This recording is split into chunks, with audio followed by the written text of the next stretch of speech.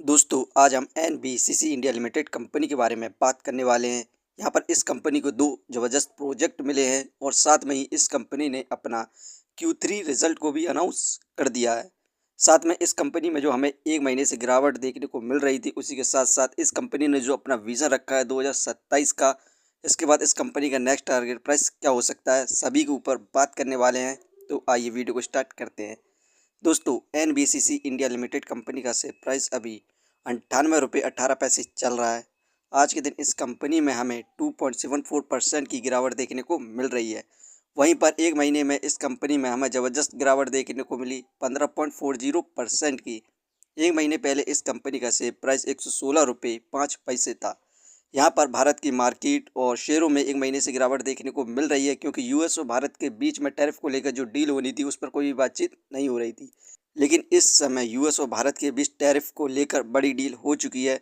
यहाँ पर यूएस भारत के ऊपर 50% की जगह पर मात्र 18% का ही टैक्स लगाएगा भारत के गुड्स पर, जिसके बाद हमें इंडियन इकोनॉमी और शेयर मार्केट में ज़बरदस्त तेज़ी देखने को मिलने वाली है।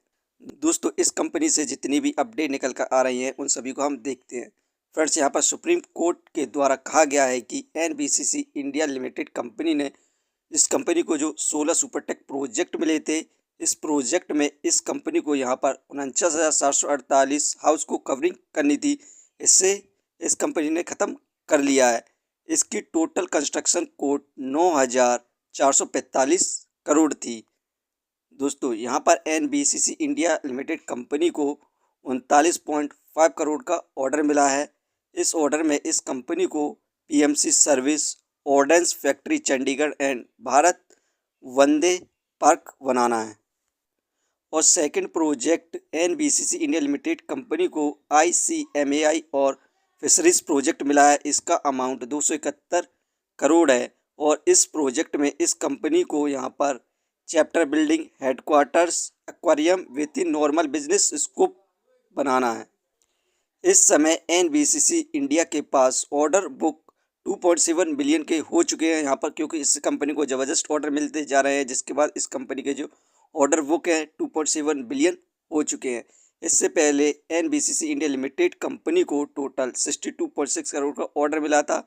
इस ऑर्डर में दो ऑर्डर शामिल है। पहला ऑर्डर 6.4 करोड़ का है जो कि एनएचपीसी से मिला था, और सेकंड ऑर्डर 56.2 करोड़ का है।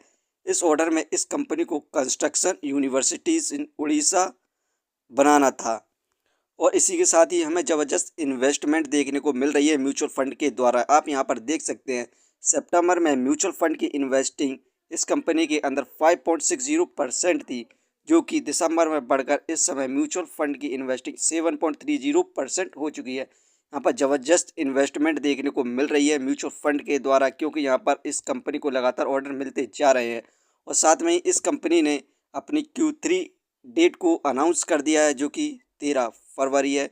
ये 13 फरवरी को अपना क्वाड्रेंट थर्ड का रिजल्ट घोषित करेगी। एक्सपर्ट को लगता है कि उसमें ये कंपनी यहाँ पर प्रॉफिट गेन करने वाली है, जिसके बाद हमें कंपनी में रॉकेट जैसी तेज़ी देखने को मिल सकती है। और इस कंपनी का सपोर्टिंग रेसिस्टेंस 95 रुपये है। इस लेवल से पहले आप इस कंपनी को बाई कर सकते हैं और मल्टीवेगर रिटर्न्स प्राप्त कर सकते हैं।